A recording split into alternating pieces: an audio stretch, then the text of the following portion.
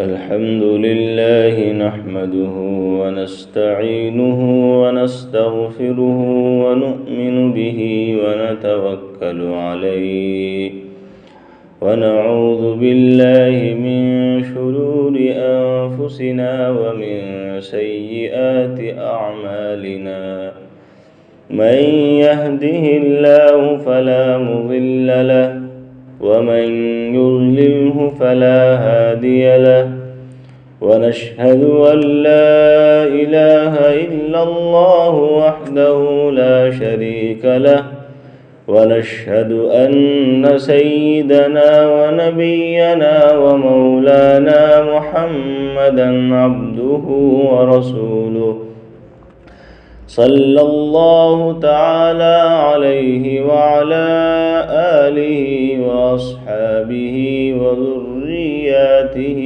أجمعين أما بعد فأعوذ بالله من الشيطان الرجيم بسم الله الرحمن الرحيم قل أعوذ برب الفلق من شر ما خلق ومن شر غاسق إذا وقب ومن شر النفاثات في العقد ومن شر حاسد إذا حسد۔ کہو کہ میں صبح کے مالک کی پناہ مانگتا ہوں ہر اس چیز کے شر سے جو اس نے پیدا کی ہے، اور ومن شر غاسق اذا وقب، اور اندھیری رات کے شر سے جب وہ پھیل جائے، ومن شر النفاثات فی العقد، اور گرہوں میں پھونک مارنے والیوں کے شر سے، ومن شر حاسد اذا حسد، اور حاسدین کے شر سے جب وہ حسد کرنے لگے۔ حضرات سامعین، محترم بزرگوں، بھائیوں اور عزیزوں، یہ ابھی آپ کے سامنے سورہ فلق کی تلاوت کی گئی ہے اور اس کا ترجمہ بھی کر دیا گیا۔ یہ سورہ فلق مکی ہے اور یہ سورت 5 آیات 23 کلمات اور 73 حروف پر مشتمل ہے۔ یہ سورہ فلق اور سورہ ناس، یہ دونوں سورتیں ایک ساتھ اکٹھی نازل ہوئی ہیں، اور ان دونوں سورتوں کا شان نزول ایک ہی ہے۔ وہ یہ ہے کہ جناب رسول اللہ صلی اللہ علیہ وسلم پر لبید بن عاصم یہودی نے اپنی بیٹیوں کے ذریعے سے جادو کرا دیا، اور اس جادو کا آپ علیہ السلام پر یہ اثر ہوا کہ آپ بسا اوقات کوئی کام کر لیتے تھے، لیکن آپ یوں فرماتے اور آپ کو ایسا لگتا کہ میں نے یہ کام نہیں کیا ہے، بس آپ پر جادو کا اتنا اثر ہوا۔ یہ سلسلہ تقریباً 6 مہینے تک چلا۔ ایک دن آپ رات میں آرام فرما رہے تھے، آپ کے پاس 2 فرشتے آئے، ایک فرشتہ آپ کے پاؤں کی طرف اور ایک آپ کے سر کی جانب کھڑا ہوا۔ ان میں سے ایک نے دوسرے سے سوال کیا کہ رسول اللہ صلی اللہ علیہ وسلم کو کیا ہوا ہے؟ تو انہوں نے جواب دیا کہ رسول اللہ صلی اللہ علیہ وسلم پر جادو ہوا ہے۔ پوچھا جادو کس نے کیا ہے؟ تو دوسرے فرشتے نے جواب دیا لبید بن عاصم یہودی نے یہ جادو کرایا ہے۔ پھر سوال کیا کہ جادو کس چیز میں کرایا ہے؟ تو انہوں نے تفصیل بتاتے ہوئے یہ کہا کہ جس کنگھی مبارک سے آپ علیہ السلام بال سنوارتے تھے اس کنگھی کے کچھ دندانے لیے ہیں اور ایک رسی لی ہے، اس رسی میں 11 گرہیں لگائی ہیں اور ہر گرہ میں ایک سوئی لگائی ہے، پھر اس کو کھجور کے پھل کے غلاف میں رکھ کر ایک کنویں میں پتھر کے نیچے دبا دیا ہے۔ جب صبح آقا صلی اللہ علیہ وسلم بیدار ہوئے تو آپ اس کنویں کے پاس تشریف لے گئے اور آپ نے اس پتھر کو ہٹوایا تو وہاں وہ ساری چیزیں موجود تھیں۔ اسی وقت حضرت جبرائیل علیہ السلام رسول اللہ صلی اللہ علیہ وسلم پر یہ 2 صورتیں لے کر نازل ہوئے اور آپ صلی اللہ علیہ وسلم نے ایک آیت پڑھی اور ایک گرہ کو کھولا تو آپ فرماتے ہیں کہ مجھے یوں محسوس ہونے لگا جیسے میرے اوپر سے ایک بوجھ اتر رہا ہے، یعنی آپ کو ہلکا پن محسوس ہونے لگا۔ یہ 2 صورتیں یہ دونوں صورتیں ایسی ہیں کہ ان میں 11 آیتیں ہیں، یعنی یہ دونوں صورتیں مجموعی طور پر 11 آیتوں پر مشتمل ہیں۔ اور لبید بن عاصم یہودی نے 11 گرہیں لگائی تھی تو آپ علیہ السلام نے ایک آیت پڑھ کر ایک گرہ کو کھولا، یعنی ایک آیت پڑھتے اور ایک گرہ کو کھولتے۔ آپ نے 11 آیتوں کی تلاوت فرمائی اور 11 گرہوں کو کھولا تو آپ مکمل طور سے آزاد ہو گئے اور جو کچھ آپ پر ایک طرح سے بوجھ بنا ہوا تھا، جادو اور سحر کا ایک اثر تھا، وہ سب ختم ہو گیا۔ لیکن میرے محترم بھائیوں، اس واقعے سے جو پیغمبر علیہ السلام کے ساتھ جادو کا واقعہ پیش آیا، اس سے یہ بات واضح ہو جاتی ہے کہ جادو ہونا برحق ہے۔ جادو برحق ہونے کا معنی یہ نہیں ہے کہ جادو کوئی اچھا کام ہے، جادو کوئی اچھا مشغلہ ہے، جادو کوئی کار ثواب ہے، بلکہ برحق ہونے کا معنی یہ ہے کہ جادو ثابت ہے۔ اگر جادو کیا جائے تو جادو ہو جاتا ہے۔ جس طرح زہر کا ایک اثر ہے، اگر کوئی زہر کھائے تو مر جاتا ہے۔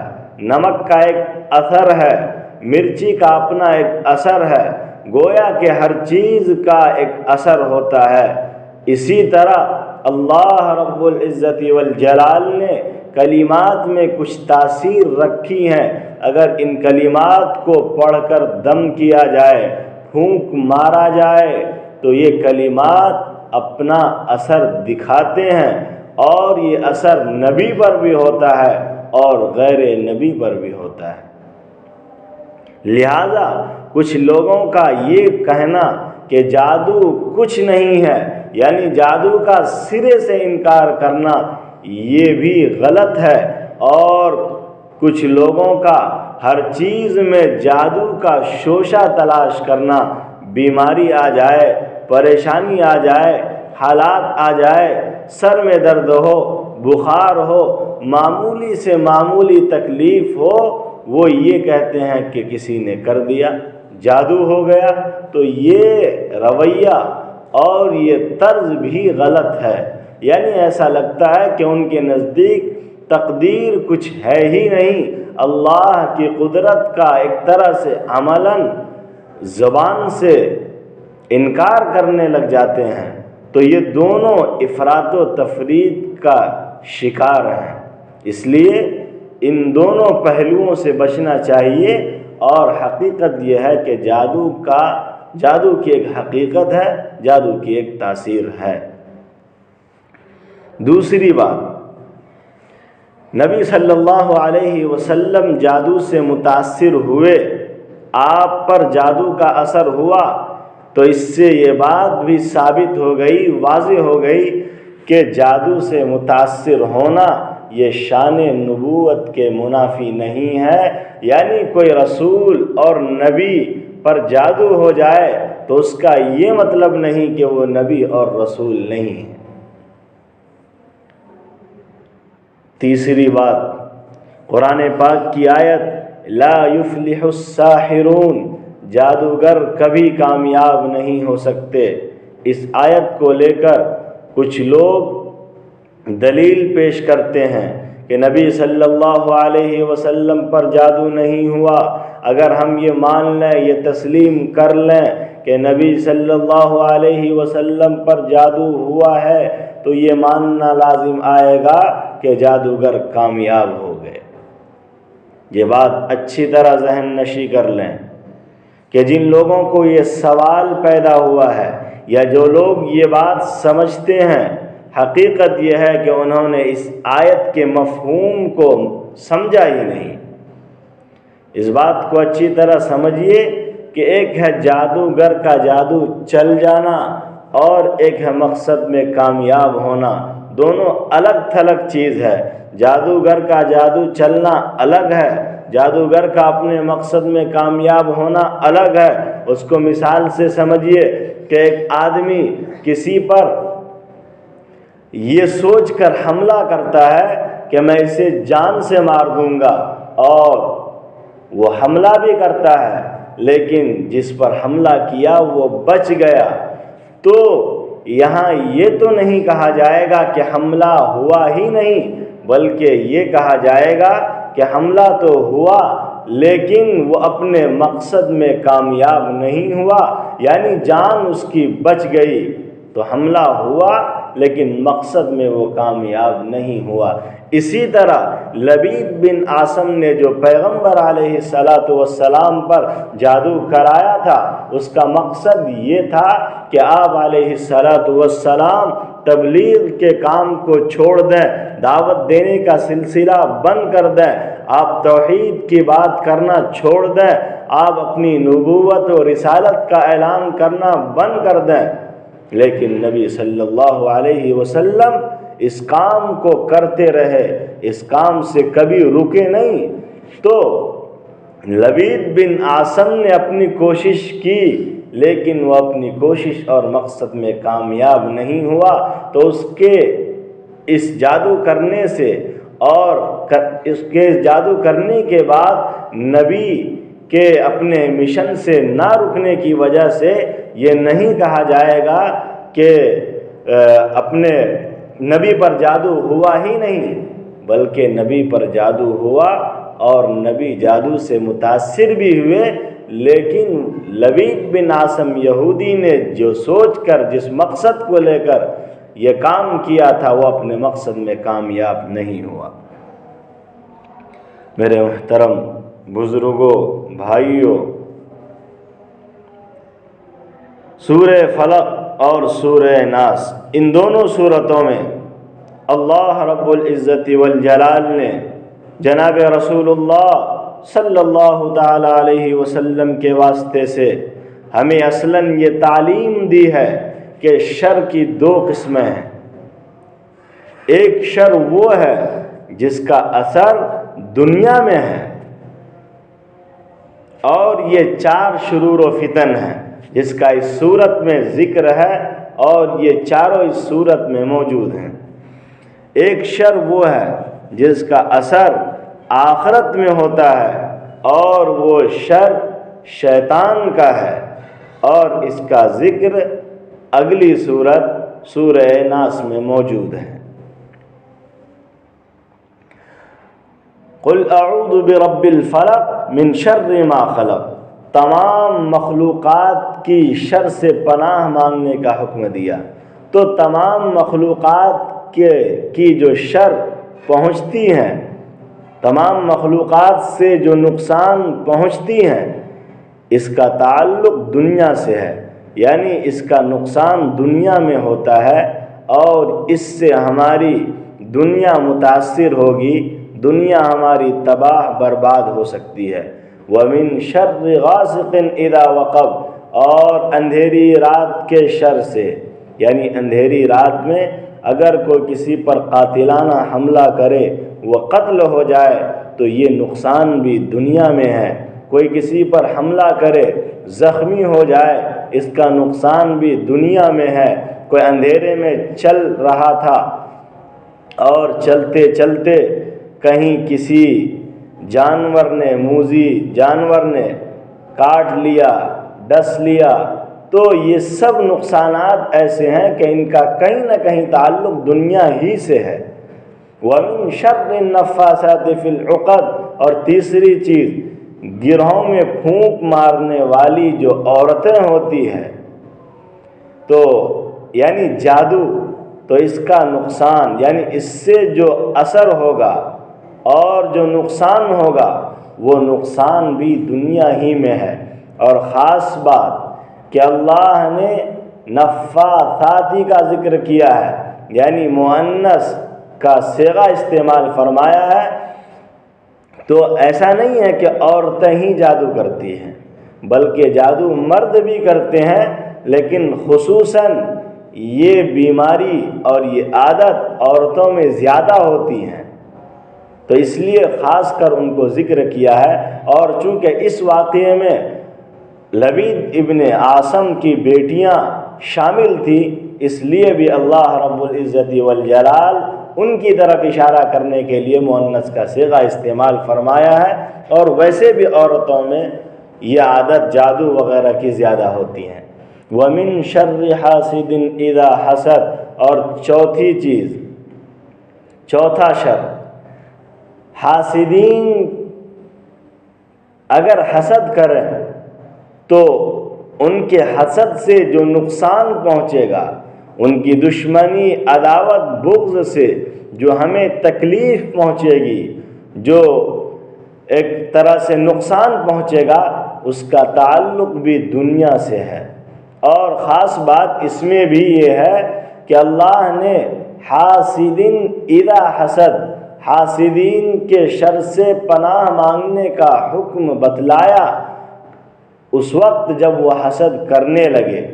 لہذا اگر کوئی ایسا حاسد ہے جو اپنی حسد، بغض و عداوت کا اظہار نہیں کر رہا ہے، وہ دل میں جل بھن رہا ہے، پک رہا ہے، لیکن وہ اظہار نہیں کر رہا ہے، تو وہ اس آیت کا مصداق نہیں ہے، اس آیت میں شامل نہیں ہے۔ اس آیت میں مراد وہ حاسدین ہیں جو اپنی حسد اپنے اندر رکھ نہیں پائے، چھپا نہیں پائے، بلکہ ان کا حسد، ان کی بغض و عداوت نکل کر باہر آ گئی اور لوگ اس سے متاثر ہوئے، لوگوں کو تکلیف پہنچی، لوگ اس کے زد میں آئے، لوگ اس کے ظلم کے شکار ہوئے، اس کی زیادتی کا شکار ہوئے۔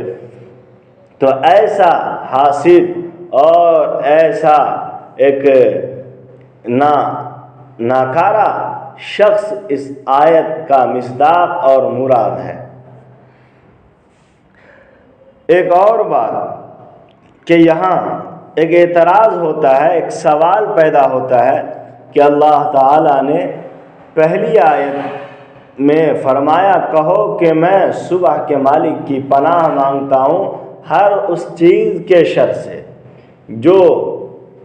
جس نے تمام چیزوں کو پیدا کیا ہے۔ تمام مخلوقات کے اللہ تعالیٰ نے پہلے تمام مخلوقات کی شر سے پناہ مانگنے کا حکم فرمایا۔ من شر ما خلق میں جب تمام مخلوقات کے شر سے پناہ مانگ لی گئی تو الگ سے تاریکیوں کے شر سے، جادوگرنیوں کے شر سے اور حاسدین کے شر سے پناہ مانگنے کا کیا مطلب؟ الگ سے پناہ مانگنے کی ضرورت ہی نہیں تھی۔ تو یہ ایک اعتراض اور سوال ہے، لیکن اس اعتراض کا جواب حضرت مولانا شاہ عبدالعزیز محدث دہلوی نور اللہ مرقدہ نے یہ دیا ہے کہ ان تینوں کا شر چھپا ہوتا ہے، یعنی اندھیری رات میں جو شر پہنچ سکتا ہے، جو نقصان پہنچ سکتا ہے، وہ کہیں نہ کہیں چھپا ہوتا ہے، آنکھوں سے اوجھل ہوتا ہے۔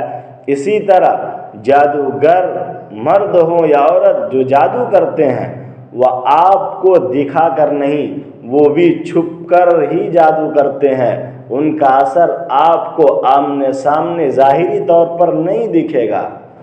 ایسے ہی جو حسد کرتا ہے تو اس کا حسد بھی دکھ کر سامنے نہیں آتا ہے، بلکہ بسا اوقات ایسا ہوتا ہے کہ حاسدین ہمارے ساتھ رہتے ہیں، ہمارے ساتھ ان کا اٹھنا بیٹھنا ہوتا ہے، لیکن وہ اندر سے ہمارا مخالف ہوتا ہے، ہمارے تئیں ان کے دل میں دشمنی، بغض، عداوت بھری ہوئی ہوتی ہے۔ تو یہ ان تینوں کا شر چھپا ہوا ہوتا ہے، اندھیری رات کا شر اور جادوگروں کا شر، اسی طرح حاسدین کا شر، یہ تینوں کا شر چھپا ہوا ہوتا ہے، جبکہ دیگر تمام مخلوقات کا شر ظاہر ہوتا ہے۔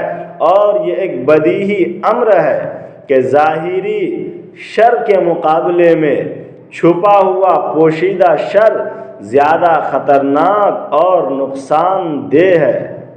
اس لیے الگ سے اللہ تعالیٰ نے ان تینوں سے پناہ مانگنے کا حکم فرمایا ہے۔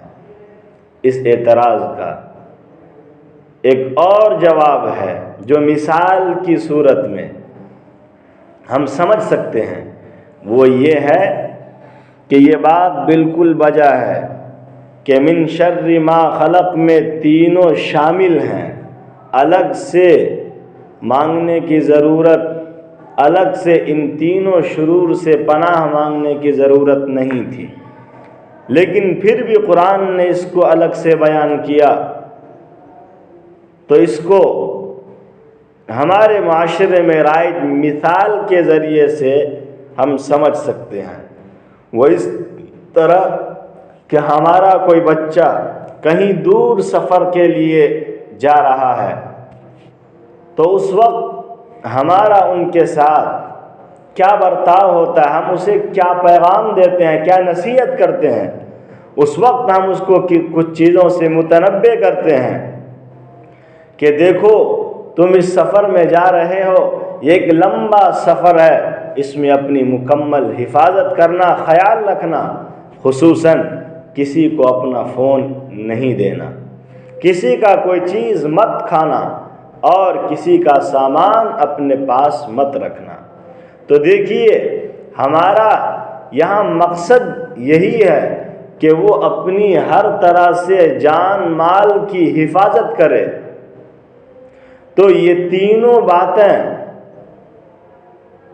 اس میں داخل ہیں کہ اپنی مکمل حفاظت کرے، لیکن ہم پھر بھی کہہ رہے ہیں، ایک بات ہم نے کہہ دی کہ مکمل خیال رکھنا، مکمل حفاظت کرنا، خاص کر ان چیزوں کا خیال رکھنا۔ تو اسی طرح اللہ تعالیٰ نے بھی اولاً عمومی طور پر یہ کہہ دیا کہ تمام مخلوقات کے شر سے پناہ مانگو، لیکن خاص کر ان تین کے شر سے تو پناہ ضرور ہی مانگو۔ تو اسے تعمیم بعد التخصیص کہتے ہیں، یعنی ایک چیز کو عام کر کے بیان کر دیا، پھر ان عام چیزوں میں کچھ چیزوں کی تخصیص کر دی، خاص چیزوں کی نشاندہی کر دی۔